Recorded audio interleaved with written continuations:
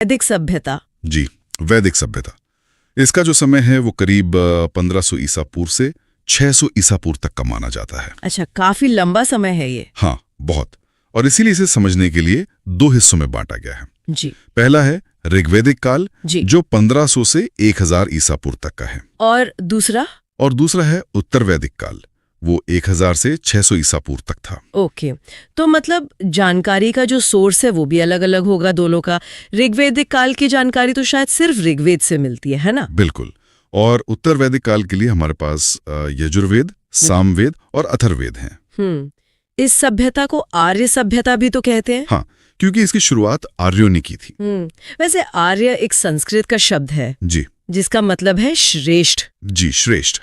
अब ये आर्य आए कहाँ से थे, इसको लेकर मतलब कई अलग अलग मत हैं। हाँ, मैंने पढ़ा है। मैक्स मूलर कहते हैं कि वे मध्य एशिया से आए थे और शायद यही सबसे ज्यादा माना भी जाता है। हाँ, यही मत सबसे ज्यादा मान्य है। लेकिन स्वामी दयानंद सरस्वती जी का मानना था कि वे तिब्बत से आए थे। और बाल गंगाधर तिलक का भी तो एक सिद्धांत था, वो तो उत्तरी ध्रुव से बताते हैं। जी बिल्कुल। खैर, वो भारत में जब आए तो सबसे पहले पंजाब और अफगानिस्तान में बसे। और ये एक ग्रामीण सभ्यता थी, मतलब सिंधु घाटी सभ्यता की तरह शहरी नहीं। और भाषा संस्कृत थी। हाँ, भाषा संस्कृत थी। अच्छा, तो इनका जो प्रशासन था, जो एडमिनिस्ट्रेटिव सिस्टम था, वो कैसा था? देखिए, वो 5 हिस्सों में बटा हुआ था। सबसे छोटी इकाई थी कुल। कुल यानी एक परिवार। हाँ, फिर कई कुल मिलाकर बनता था एक ग्राम, कई ग्रामों को मिलाकर बनता था विस। ओके, कुल, ग्राम, विस, और इसके ऊपर? विस के ऊपर जन और सबसे ऊपर राष्ट्र। समझ गई। अब थोड़ा वेदों के बारे में बात करते हैं। कुल 4 वेद हैं, ये तो हम सब जानते हैं। जी, ऋग्वेद, यजुर्वेद, सामवेद और अथर्ववेद। इनमें सबसे पुराना तो ऋग्वेद है। हाँ, ऋग्वेद सबसे प्राचीन है। इसमें 10 मंडल हैं, 1028 सूक्त हैं और लगभग 10,500 मंत्र हैं। और जो प्रसिद्ध गायत्री मंत्र है वो भी तो ऋग्वेद में ही है। जी, वो ऋग्वेद के 3रे मंडल में है और उसकी रचना ऋषि विश्वामित्र ने की थी। और यजुर्वेद, उसमें क्या खास है? यजुर्वेद में यज्ञ के जो नियम होते हैं, जो विधि विधान है, उनका वर्णन है। और सामवेद को तो भारतीय संगीत का जनक कहते हैं। सही कहा, क्योंकि उसमें संगीत की पूरी जानकारी है। तो फिर बचा अथर्ववेद। इसकी रचना अथर्वा ऋषि ने की थी, है ना? जी, और इसका संबंध चिकित्सा, तंत्र मंत्र और वशीकरण जैसी चीजों से है। ओके, वेदों के अलावा पुराण भी तो हैं? हाँ, 18 पुराण हैं। इनमें सबसे पुराना है मत्स्य पुराण। फिर उपनिषद भी हैं, जिनकी संख्या 108 है। उपनिषद का मतलब होता है गुरु के समीप बैठना। बिल्कुल।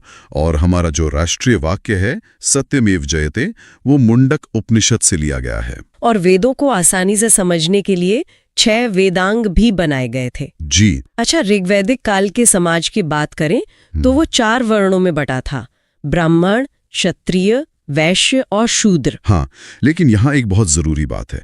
ये जो विभाजन था, ये जन्म के आधार पर नहीं था। मतलब काम के आधार पर था। बिल्कुल। जो व्यक्ति जैसा व्यवसाय करता था, वो उस वर्ण का माना जाता था। जन्म से कोई तय नहीं होता था। ये तो बहुत बड़ा अंतर है। अच्छा, उस समय के प्रमुख देवता कौन थे? ऋग्वैदिक काल के सबसे प्रिय देवता थे इंद्र। इंद्र, युद्ध और वर्षा के देवता। हाँ, उन्हें पुरंदर भी कहते थे, मतलब किलों को तोड़ने वाला। इंद्र के अलावा? उनके अलावा अग्नि थे, जो आग के देवता थे, और वरुण यानी वायु के देवता। एक सोम देवता भी थे, जो जंगल के देवता माने जाते थे। और कुछ नदियों के भी तो पुराने नाम मिलते हैं, जो अक्सर परीक्षाओं में पूछे जाते हैं। हाँ, जैसे सतलुज को शुतुद्री कहते थे, चिनाब को अस्किनी। जी, और व्यास का पुराना नाम था विपाशा, रावी का परुष्णी और झेलम का वितस्ता। ये नाम याद रखने जरूरी हैं। बिल्कुल। अच्छा, इसी दौर में भारत के 6 दर्शन, मतलब षड दर्शन भी तो विकसित हुए। जी, सांख्य दर्शन, जिसके प्रणेता कपिल ऋषि थे, न्याय दर्शन गौतम ऋषि का, और योग दर्शन तो पतंजलि ऋषि का है, जो आज भी बहुत प्रासंगिक है। हाँ बिल्कुल। फिर वैशेषिक दर्शन था कर्णाद ऋषि का। उन्हें भारतीय परमाणुवाद का जनक भी कहा जाता है। ये तो बहुत दिलचस्प है। जी, और आखिर में उत्तर मीमांसा वादरायण ऋषि का और पूर्व मीमांसा जैमिनी ऋषि का। अब ऋग्वैदिक काल से जुड़ी कुछ और जरूरी बातें देख लेते हैं। जैसे आर्यों का मुख्य व्यवसाय क्या था? उनका मुख्य व्यवसाय पशुपालन था और समाज जो था वो पितृप्रधान था। और गाय को तो बहुत पवित्र मानते थे। हाँ, गाय को अघन्या कहा जाता था। मतलब न मारे जाने योग्य पशु। और उनका प्रिय पशु घोड़ा था और प्रिय देवता इंद्र थे। सही है। और आर्यों ने ही लोहे की खोज की थी। अच्छा, सबसे पवित्र नदी किसे मानते थे? सरस्वती नदी को सबसे महत्वपूर्ण और पवित्र माना जाता था। हालांकि ऋग्वेद में सबसे ज्यादा जिक्र सिंधु नदी का हुआ है। और गंगा यमुना का? गंगा का सिर्फ 1 बार और यमुना का 3 बार। इससे पता चलता है कि वो उस समय किस इलाके में ज्यादा सक्रिय थे। अब आते हैं उत्तर वैदिक काल पर। यहाँ क्या बदलाव हुए? सबसे बड़ा बदलाव तो देवताओं में हुआ। अब इंद्र की जगह प्रजापति सबसे प्रिय देवता बन गए।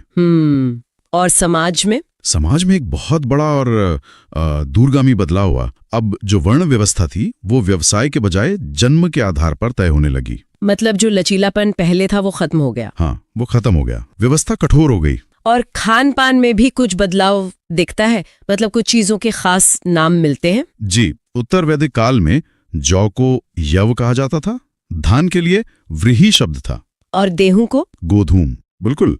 लोहे के लिए भी लौह अयस और कृष्ण अयस जैसे शब्दों का इस्तेमाल होता था। और खेती से जुड़े लोहे के उपकरण पहली बार कहाँ मिले थे? वो पहली बार अतरंजी खेड़ा में मिले थे। तो चलिए अब